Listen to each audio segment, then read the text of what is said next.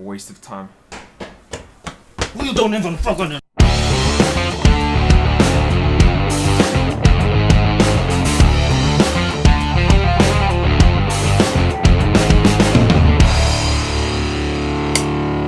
Alright guys, today we're talking about Suicide Squad, directed by David Ayer, starring Margot Robbie, Will Smith and Viola Davis.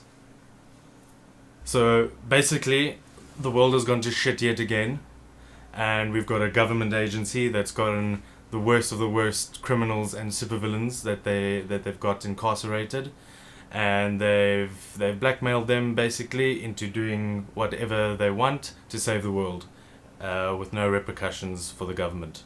So that's basically what the Suicide Squad is all about. Going into it, we already know that we're going to get a new twist on the superhero story because David Ayer has written and directed this, and he's come from a background of much more serious and grounded films like Fury and End of Watch. So we already know going into this that it's received a lot of hate from critics, and people think that DC is getting lambasted because it's DC.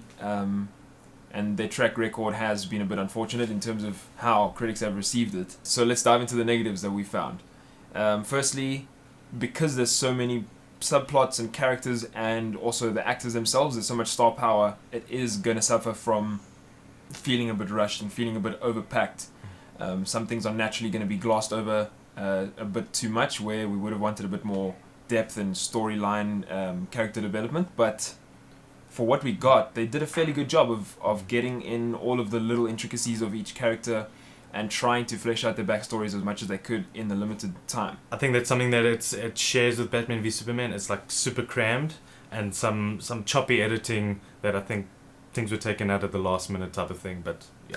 So when it comes to the characters themselves, there were some characters that were problematic with the way that they were represented, not necessarily with how they're supposed to be from the comic source material, but just the way that they clashed tonally. One of them for us was Killer Croc. I think you had the biggest problem with Killer Croc. Yeah, just from like the comic books and Arkham series games, you just used to Killer Croc like being this like behemoth. He doesn't necessarily have to say a lot, which he doesn't in the film. He wasn't there. He was like sidelined badly, and he was like this African American stereotype that he would just like murmur in the background and say like Shody and Shody. So that like threw me off with him.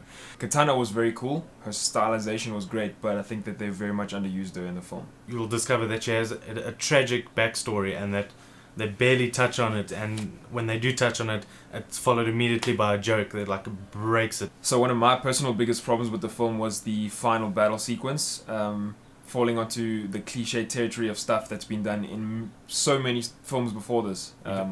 This year alone as well. Yeah, the whole blue light beam shining into the sky, and it's just, I don't know why they fall back on that in every final battle sequence, but this was like, it really didn't need that.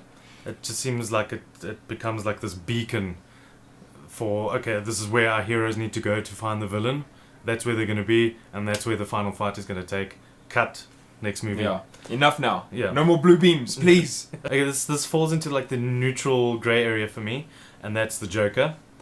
I feel like there was enough of him in the film because fundamentally he does not form part of the Suicide Squad, and he's there just to build up Harley Quinn's character and to show how their relationship and the dynamics between those two characters work leading on into the future of the DCEU. I feel like the casual moviegoer might not have gotten enough of the Joker because of the marketing material.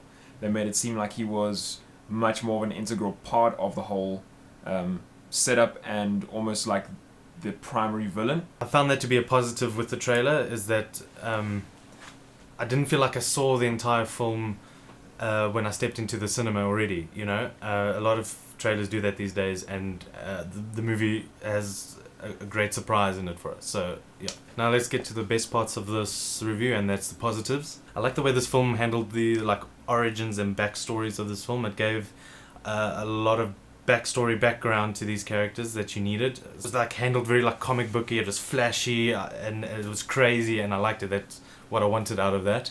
Some of the way that the characters were stylized was very impressive, especially Enchantress. The way that her first transformation happens with that reflective sort of the hand coming and turning over, and then she becomes the whole different character. It was done in such a sleek and smooth way.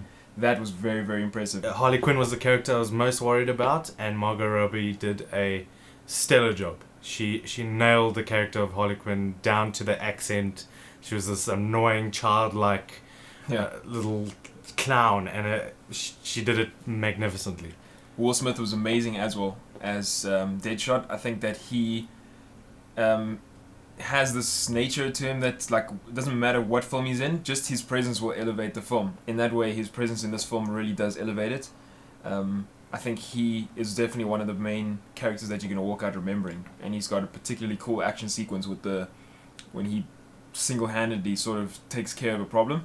That was epic. And then the soundtrack was also very well placed. I think that some of the songs were a little bit too, well, not the songs themselves, but the way that they brought a change of pace and feel to certain scenes was a little bit too reminiscent of Guardians of the Galaxy, I found, taking from the cues that they laid out. But I think overall the soundtrack was really well stylized and quite memorable in terms of you're going to hear Heathens and you're going to think of Suicide Squad. So again, we're sitting with a DC film that we feel the critics were too harsh with, but at the end of the day, we both had a lot of fun. I came out there getting what I wanted from the film. End of story.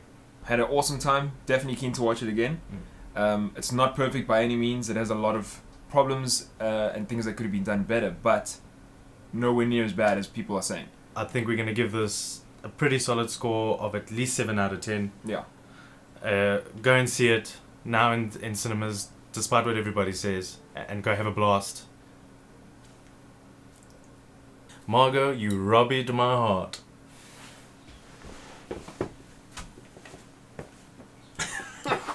Okay, let's get to the giggly bits, and that's the no, what's that? Giggly bits. Okay, this falls into like neutral territory for me. It's neither positive nor good. Positive nor good. Childish behavior. Okay. And people are moaning that people useless. I can't talk today. Some of the way that the characters were stylized was very useless. Some of the way that the characters were stylized was very impressive, especially What is going on?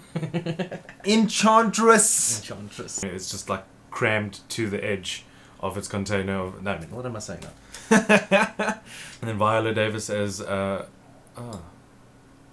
Walker. I forgot the character's name. Okay. And Amanda Waller as Viola Davis. And Viola Davis as the menacing. Okay. Hell. And Viola Davis played the menacing Amanda Waller to the T. She was stellar as well. Jai Courtney as well, like out of nowhere. He's not. Jai Courtney as well was surprisingly. Okay. Don't look at it. Just. Okay. Okay. Jai Courtney was also. Give me a second, just good. Does it look like a girl who just won prom? Jai Courtney's character was also surprisingly good. His performance brought a lot of comic relief, and it was very. Okay, yeah, comic relief. Enjoyed.